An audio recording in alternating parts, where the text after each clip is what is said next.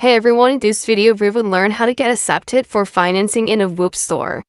First, ensure your store uses Whop payments, as BNPL is only available through this method. Next, offer one-time purchase products since BNPL isn't available for recurring subscriptions. Then, promote BNPL options like Klarna, Afterpay, or Affirm to attract more customers. Now, highlight the benefits of BNPL such as increased sales and customer flexibility. Ensure your product listings clearly indicate BNPL availability at checkout. Maintain a low dispute rate and comply with Whoop's terms of service to avoid account holds. Then, regularly review your store's performance metrics to identify areas for improvement. Engaging with customers to gather feedback and address by consents promptly.